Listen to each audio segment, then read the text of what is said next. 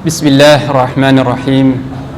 Alhamdulillah wassalatu wassalamu ala Rasulillah wa ala alihi wa sahbihi wa man ittaba'a hudah. Ikhwati fillah, assalamu alaikum warahmatullahi wabarakatuh.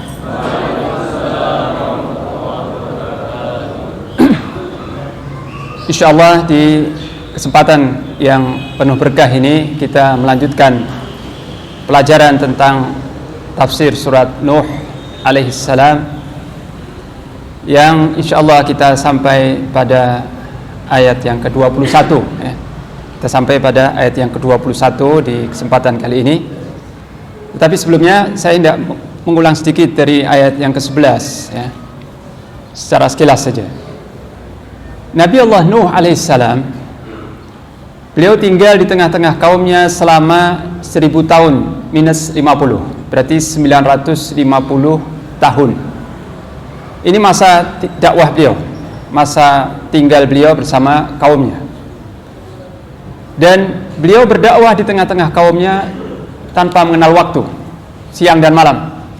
Jadi siang malam beliau berdakwah dan menggunakan semua cara, semua metode, semua cara yang secara pertimbangan akal dan fitrah itu bisa bermanfaat untuk orang yang didakwahi, telah beliau tempuh.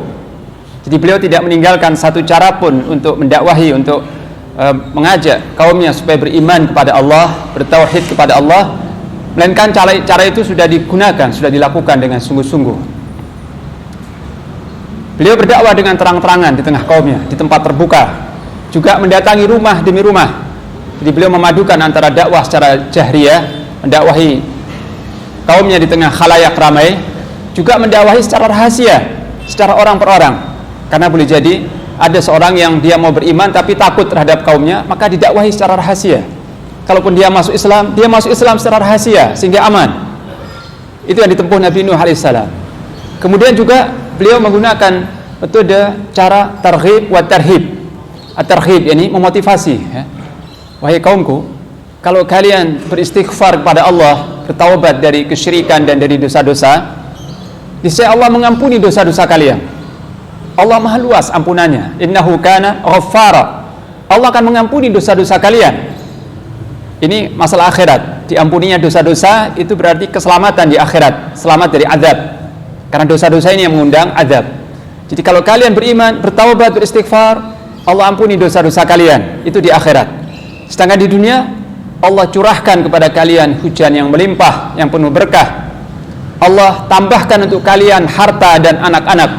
Allah perbanyak harta dan anak-anak kalian. Allah suburkan kebun-kebun kalian dan Allah alirkan sungai-sungai kalian.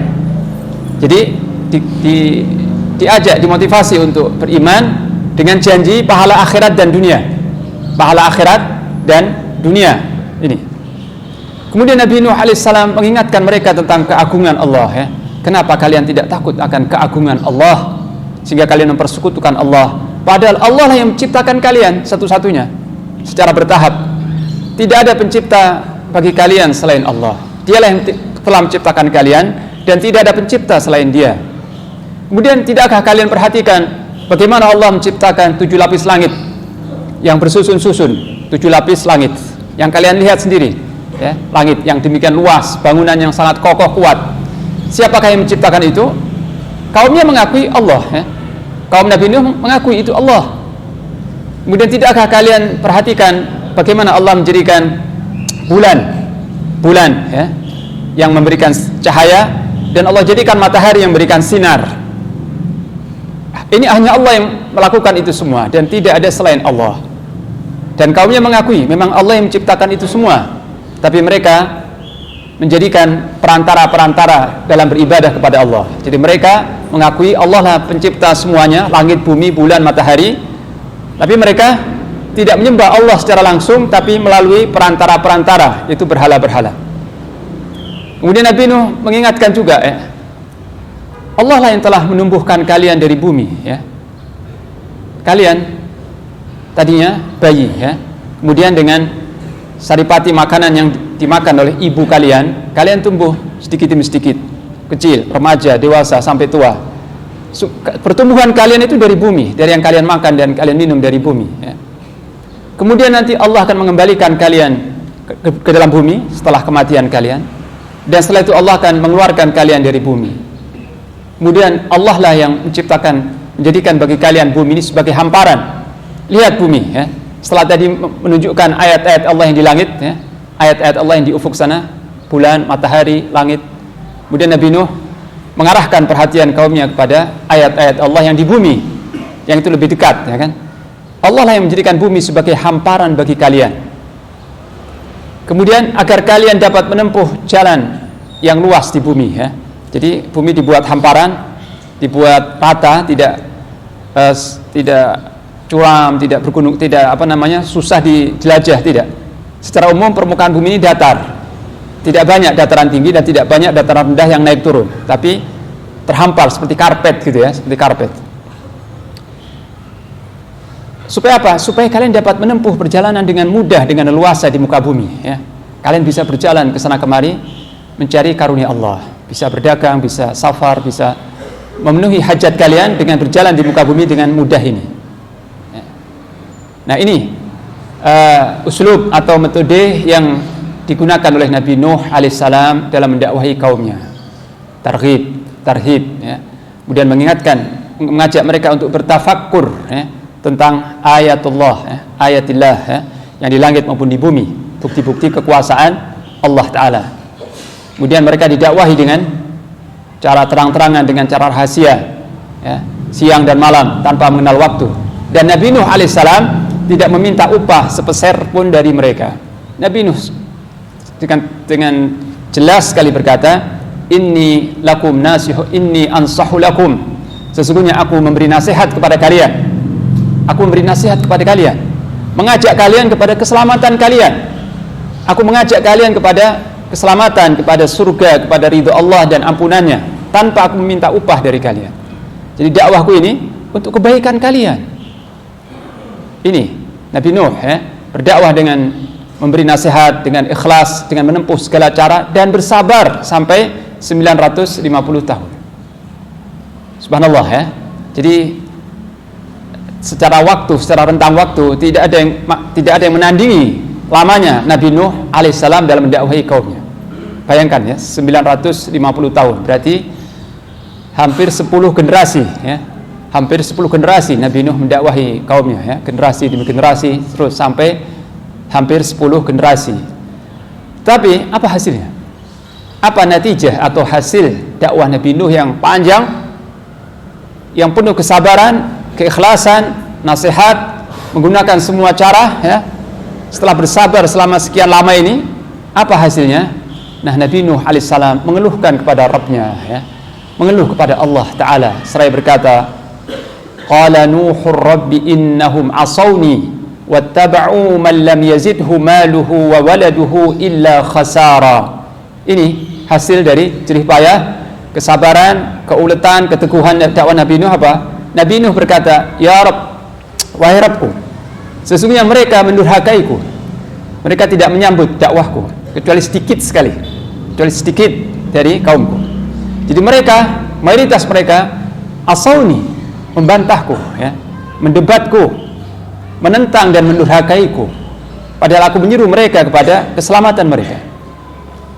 Mereka menolak dakwahku, tetapi mengikuti dakwah dan seruan tokoh-tokoh yang harta dan anaknya tidak menambah bagi mereka kecuali kerugian dan kebinasaan.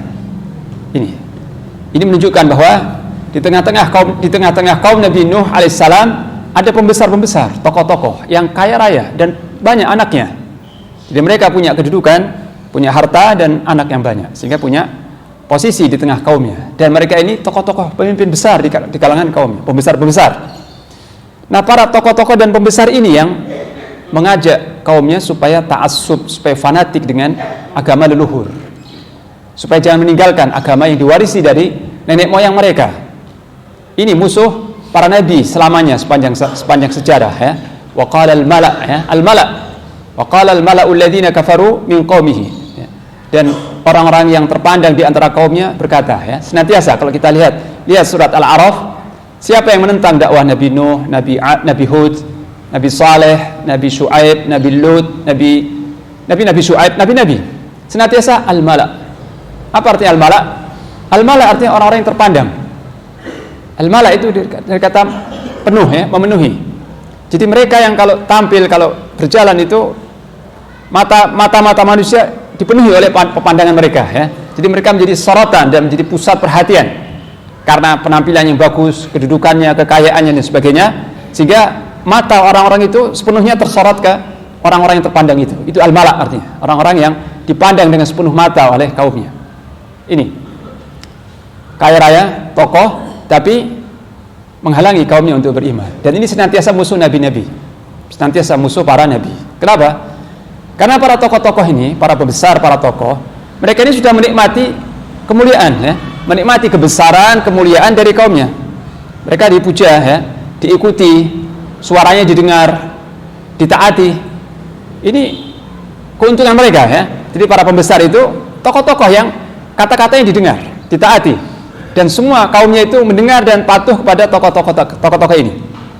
Nah, kalau sampai kaumnya ini mengikuti dakwah Nabi Nuh alaihissalam, tokoh-tokohnya akan ditinggalkan, gak lagi didengar dan gak lagi punya pengikut, gak lagi punya massa. Jadi mereka gak ingin pengaruh mereka itu digeser atau disaingi oleh nabi-nabi. Mereka lebih mementingkan egonya, hawa nafsunya. Karena itu mereka menolak dakwah Nabi, sebab dakwah Nabi itu merugikan mereka menurut akal mereka yang dangkal, ya. Padahal para pembesar-pembesar ini kalau mau mengikuti Nabi, mau beriman dengan Nabi, kebesaran mereka semakin bertambah, kejayaan, kemuliaan mereka semakin bertambah di dunia dan di akhirat, tidak berkurang, ya. Tapi mereka menggunakan logika hawa nafsu. Kalau mereka beriman kepada Nabi, tadinya mereka tokoh pembesar, sekarang mereka menjadi makmum, menjadi pengikut. Hilang kebesaran mereka, hilang gengsi, nama besar itu hilang kalau mereka beriman kepada Nabi. Dan juga mereka menghalangi masanya, menghalangi kaumnya untuk beriman kepada Nabi, sebab ini masa mereka, masa fanatik mereka, ya. Jangan sampai terbawa atau terpengaruh oleh dakwah Nabi Nuh alaihissalam. Itu alasannya. Jadi hawa nafsu. Dan senantiasa musuh para nabi seperti ini. Kalau kita lihat dakwah Rasulullah sallallahu alaihi wasallam di Mekah, siapa yang menentang dan memusuhi Nabi sallallahu alaihi wasallam? Tokoh-tokoh Quraisy, ya. Abu Jahal, Al-Walid ibn al-Mughirah, Abu Sufyan ketika masih musyrik, ya. Umayyah bin Khalaf. Ini tokoh-tokoh besar Quraisy yang kaya raya. Mereka kaya raya, didengar, membesar, ya. Ini senantiasa musuh nabi-nabi. Nah, ini juga musuh dakwah Nabi Nuh alaihissalam. Jadi kaum Nabi Nuh tidak mau dengar, tidak mau menerima dakwah Nabi Nuh alaihissalam, tapi mereka lebih senang mengikuti tokoh-tokoh yang harta anak-anaknya itu tidak membuat keuntungan bagi mereka, bagi tokoh-tokoh ini, apalagi bagi pengikutnya. Di tokoh-tokoh yang hartanya, dunianya tidak membawa kebaikan, justru membawa kerugian bagi tokoh-tokoh besar tadi. Lalu bagaimana para pengikut yang ikut mendukung mereka dan mematuhi tokoh-tokoh yang tidak membawa keuntungan sedikit pun bagi diri mereka, apalagi bagi orang lain. Ini, ya, ketika hawa nafsu diikuti, mereka menolak dakwah Nabi yang memberi nasihat dengan benar, yang mengajak kepada keselamatan, kepada jalan yang lurus, ditolak. Tapi mereka malah mengikuti ajaran dan seruan tokoh-tokoh yang menyuruh kepada kesesatan dan kepada neraka, kepada kemurkaan Allah. Ini, ya. Wa makaru makran kubbar. Ini masih keluh kesah Nabi Nuh pada Allah, ya. Dan mereka berbuat makar dengan makar yang besar. Bukan sekedar mereka berbuat makar, tapi berbuat makar dengan makar yang besar. Ya, apa makarnya kaum Nabi Nuh? Yang pertama, menuduh Nabi Nuh alaihissalam sebagai orang gila, majnun, ya. Sehingga mereka berkata, jangan ikuti Nabi Nuh, dia itu gila. Ini kata tokoh-tokoh mereka itu. Dan jadi mereka memagar istilahnya, ya, menghalangi kaumnya jangan beriman kepada Nabi Nuh dengan berkata dia itu gila, jangan diikuti. Dia menyimpang dari ajaran leluhur kita. Juga sehingga setiap orang tua, ayah, ibu juga membisikkan menasihati anak-anaknya, jangan kau dengarkan dia itu orang gila, dia itu menyimpang, dia sesat, membawa ajaran baru dan sebagainya. Jadi tokoh-tokoh menghalangi kaumnya dan orang-orang tua menghalangi anak-anaknya untuk beriman. Kemudian kalau ada yang beriman bagaimana? Kalau ada yang beriman dikucilkan, dimusuhi, bahkan disakiti atau dibunuh. Sebagaimana kaum Quraisy mengucilkan, menekan, menindas, bahkan membunuh orang-orang lemah yang masuk Islam di Mekah. Persis seperti itu. Ya, persis seperti itu. Bahkan kaumnya Nabi Nuh sudah bersepakat hendak merajam Nabi Nuh. Lanarjumannak, kami akan merajam engkau wahai Nuh kalau engkau tidak berhenti mendebat kami. Mereka sudah mengancam Nabi Nuh untuk merajam, untuk membunuh Nabi Nuh alaihissalam. Dan pengikut Nabi Nuh juga ditindas, ditekan, disiksa. Ya. Ini makar mereka. Jadi mereka berbuat makar yang besar. Dan ini yang dilakukan oleh kaum Quraisy, kaum musyrikin Quraisy. Dan ini yang dilakukan oleh musuh-musuh Islam hari ini, ya. Amerika, Cina, Eropa. Mereka mengerahkan dana yang besar, strategi yang besar didukung oleh media informasi dan segala macam dengan tentara dan sebagainya untuk menghalang-halangi tegaknya kalimat Allah. Ini makar yang besar sepanjang sejarah. Kemudian kaumnya Nabi Nuh, tokoh-tokoh besar itu berkata, la tadarunna alihatakum wa la tadarunna wadda wa la suwa'a wa la yaghutha wa ya'uqa wa nasra. Mereka berpesan kepada kaumnya, jangan kalian tinggalkan penyembahan kepada Tuhan-Tuhan kalian. Awas, ya. Jadi mereka mengajak kaumnya fanatik terhadap Tuhan-Tuhan mereka. Jangan kalian tinggalkan Tuhan-Tuhan kalian. Ini Tuhan-Tuhan yang disembah oleh orang-orang tua kalian, oleh leluhur kalian. Mereka ini perantara antara mereka dengan Allah. Berhala-berhala ini yang 5 itu perantara antara kaum Nabi Nuh dengan Allah. Yang kalau mereka membutuhkan hujan, mereka mendatangi berhala-berhala itu, memberikan sesajian dan sebagainya, maka akan turun hujan. Di mereka sesembahan yang benar, yang sejati, kata tuan-tuan mereka pembesar ini. Kemudian mereka merinci dengan rinci siapa tuhan-tuhan mereka itu. Pertama adalah Wad. Jangan kalian tinggalkan Wad, Suwa', Yahuth, Ya'uq, Nasr. Ini nama-nama orang saleh. 5 orang ini adalah 5 berhala ini tadinya nama orang-orang saleh yang ahli ibadah, zuhud, mukmin, bertauhid, ya. Nah, setelah 5 orang ini meninggal satu persatu, orang-orang saleh ini meninggal, syaitan datang berbicara kepada kaumnya Nabi Nuh, kau buat gambar-gambar, ya, lukisan 5 orang ini, kau buat lukisan-lukisan dan letakkan di tempat mana mereka biasa duduk di masjid. Letakkan lukisan itu di tempat mana mereka biasa beribadah. Supaya apa? Supaya kalian termotivasi. Kalau melihat lukisan orang-orang saleh itu, kalian terdorong untuk mencontoh kesalehannya, ya. Jangan kalian biarkan orang-orang saleh kalian meninggal tanpa dikenang. Buat lukisan-lukisan mereka. Supaya kalian tergugah dan terbangkitkan semangat kalian. Supaya kalian mencontoh, meneladani kesalehan mereka dalam beribadah. Ini nasihat dalam tanda kutip, nasihat setan, ya. Setan memberi nasihat, tapi nanti lihat akibatnya, ya. Maka ajakan setan yang menyamar manusia, ya. Setan ketika itu menyamar manusia, diikuti. Orang-orang saleh itu pun dibuat lukisannya dan diberi nama sesuai dengan nama mereka. Wad, Suwa', Yaghuth, Ya'uq, Nasr. Lukisan itu diberi nama orang-orang saleh dan lukisan orang saleh diletakkan di tempat-tempat mana mereka biasa duduk dan berzikir, beribadah. Dan tidak disembah. Lukisan-lukisan itu tidak disembah, tidak dikultuskan, tidak diagungkan. Cuma dijadikan kenang-kenangan untuk mengingat kesalehan mereka, semangat mereka dalam ibadah, itu saja.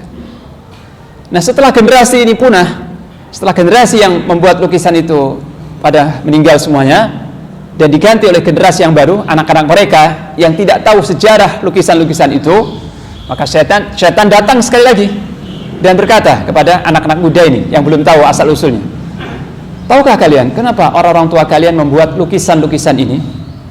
Mereka berkata, ya kami tidak tahu, kami dapati sudah ada seperti ini. Nah, sebenarnya kata syaitan, orang-orang tua kalian itu menjadikan lukisan-lukisan ini sebagai perantara antara mereka dengan Allah.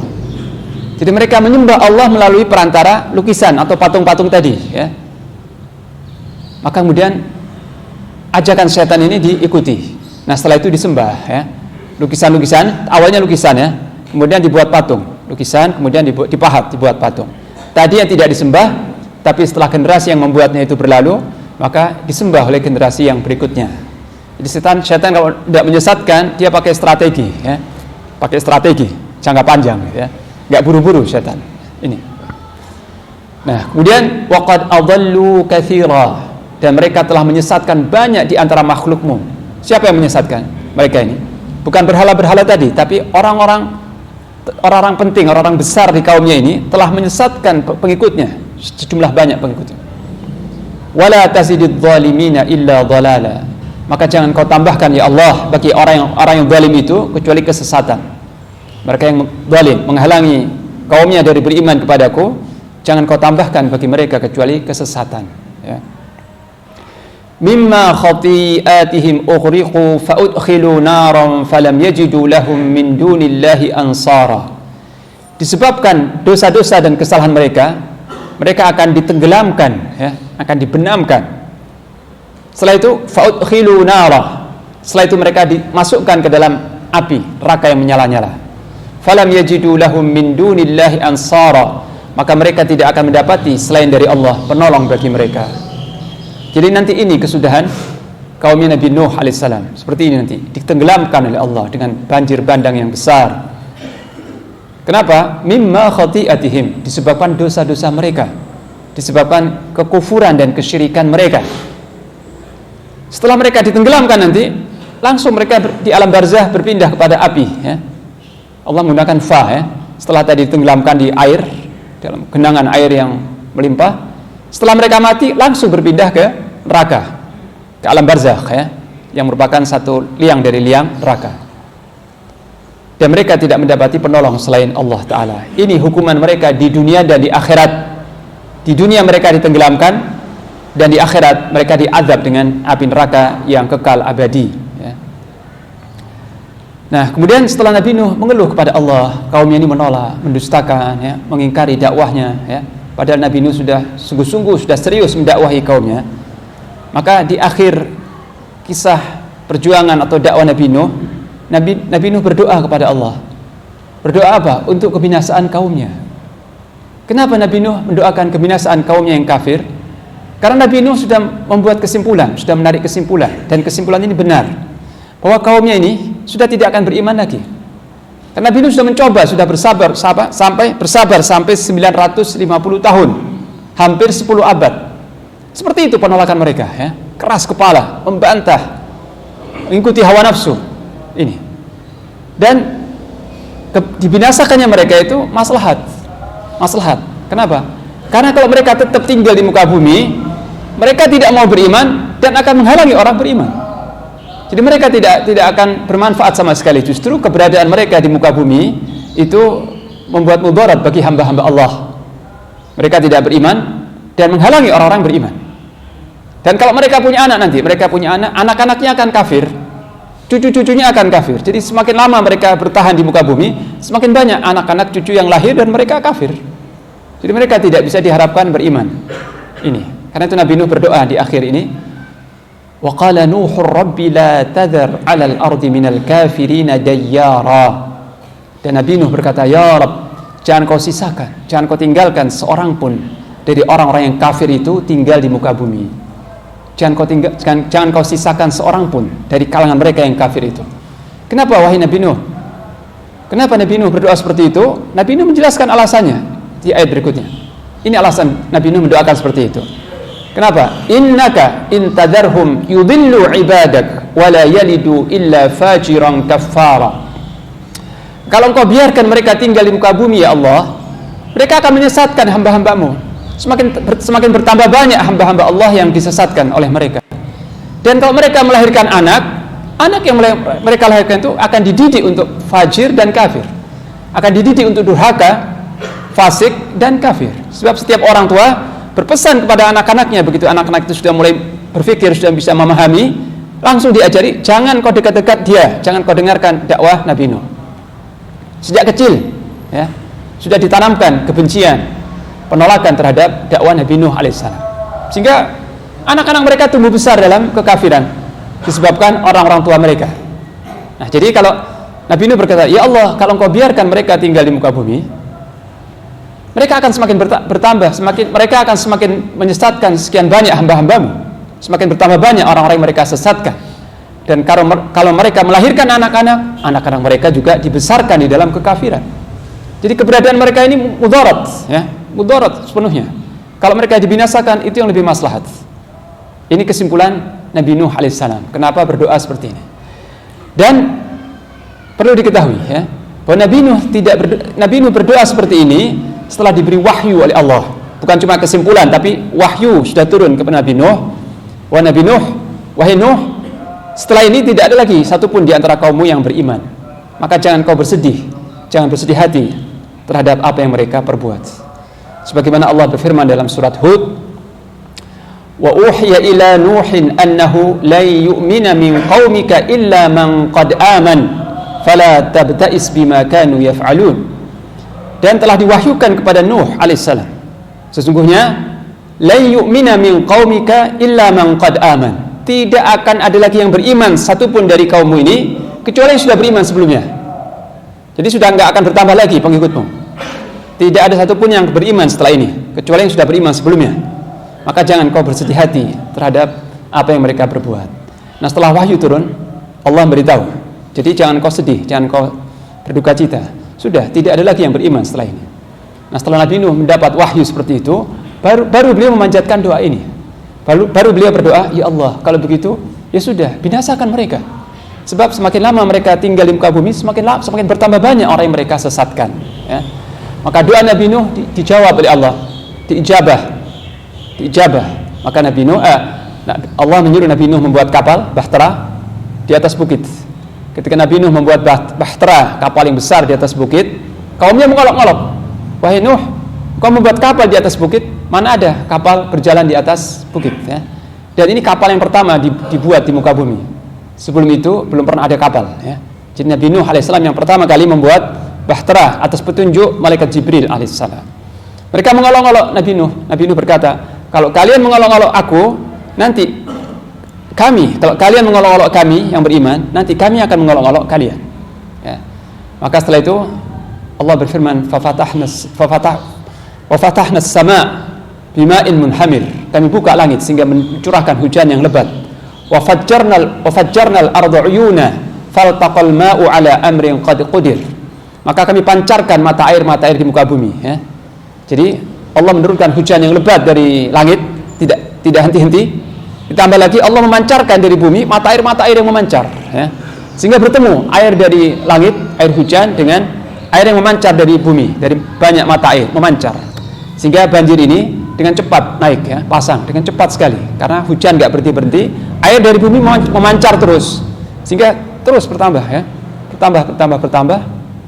Nah, sehingga kapal yang tadi di bukit berlayar tadi. Kapal yang tadi di bukit tadi naik, kemudian air naik dan berlayar.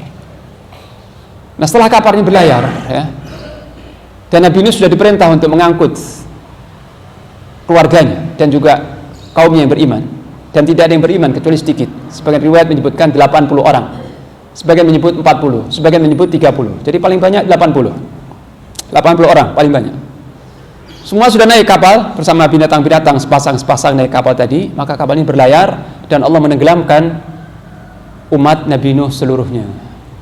Sampai Nabi Nuh alaihissalam melihat putranya sendiri yang kafir. Nabi Nuh punya 4 anak laki-laki, 3 beriman, yang 1 kafir.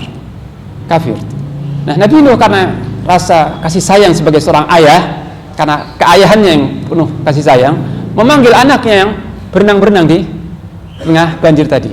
Nabi Nuh berkata, ya bunayya arkam ma'ana, wahai anakku, naiklah engkau ke kapal ini bersama kami, selamatkan dirimu, engkau tidak mungkin selamat kecuali naik kapal ini. Ayo ke sini, naik ke kapal ini, kata Nabi Nuh kepada anaknya. Tapi anaknya dengan angkuh berkata, sa'awi ila jabali ya'simuni minal ma', tidak wahai ayah, aku akan berlindung ke puncak gunung itu, aku akan panjat puncak gunung itu supaya melindungi aku dari air ini. Jadi dia bergantung kepada makhluk gunung, ya. Dia menyangka gunung itu bisa melindunginya. Maka benar, anak ini sampai ke puncak gunung, berenang dan manjat gunung yang paling tinggi di situ, puncak gunung yang paling tinggi. Tapi apa kesudahannya? Air terus bertambah naik sampai anak Nabi Nuh tenggelam. Dan tidak tersisa satupun dari orang-orang kafir, melainkan tenggelam semuanya, dibinasakan. Musnah mereka, ya. Dibinasakan dengan cara ditenggelamkan di banjir yang besar.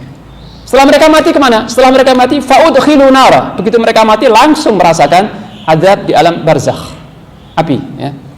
Ini. Kemudian di akhir kisah dakwah Nabi Nuh yang penuh kesabaran dan sebagainya, Nabi Nuh memanjatkan doa, dan doa itu isinya istighfar. Rabbighfirli wali walidayya wali man dakhala baitiya mu'mina. Ya Allah, Rabbku, ampunilah aku dan kedua orang tuaku dan siapa saja yang pernah masuk ke rumahku dan dia beriman. Jadi Nabi Nuh mohon ampun pada Allah, Rabbighfirli, ya Allah ampunilah aku. Padahal 950 tahun ini semuanya amal saleh. Usia Nabi selama 950 tahun siang dan malam semuanya adalah dakwah, jihad, amal saleh, ketaatan kepada Allah, ya. Tapi setelah amal saleh, setelah dakwah yang panjang ini, Nabi Nuh memanjatkan istighfar kepada Allah di akhir perjuangannya, ya. Mohon ampun atas kekurangan-kekurangannya, atas kesalahan-kesalahannya. Padahal hidupnya, seumur hidup seluruhnya adalah ibadah dan ketaatan. Tapi tetap beliau memohon ampun kepada Allah. Jadi istighfar, mohon ampun kepada Allah ini di awal perjalanan, di tengah perjalanan, dan di akhir perjalanan, ya. Fasabbih bihamdi rabbika wastaghfir, ya. Wastaghfirhu innahu kana tawwaba. Kemudian ketika Nabi Nuh memanjatkan doa istighfar ini, beliau tidak lupa beristighfar untuk kedua orang tuanya yang beriman, kedua orang tuanya mukmin. Juga Nabi Nuh alaihissalam ingat bahwa nanti orang-orang yang beriman tidak hanya kaumnya saja, tapi akan datang generasi-generasi yang beriman sampai hari kiamat. Maka dalam doanya ini Nabi Nuh mendoakan semua orang mukmin, walil mu'minina wal mu'minat, dan juga ampunilah semua orang-orang mukmin yang laki-laki maupun yang perempuan sampai hari kiamat. Berarti kita termasuk dalam doa Nabi Nuh, ya. Kita didoakan istighfar, didoakan ampunan oleh Nabi Nuh alaihissalam. Di doa Nabi Nuh ini untuk semua orang yang beriman sampai hari kiamat, ya. Didoakan oleh Nabi Nuh alaihissalam. Kemudian terhadap orang-orang yang kafir yang memusuhi Allah dan Rasulnya, yang menghalangi manusia yang beriman, Nabi Nuh juga tidak lupa mendoakan mereka. Apa doanya?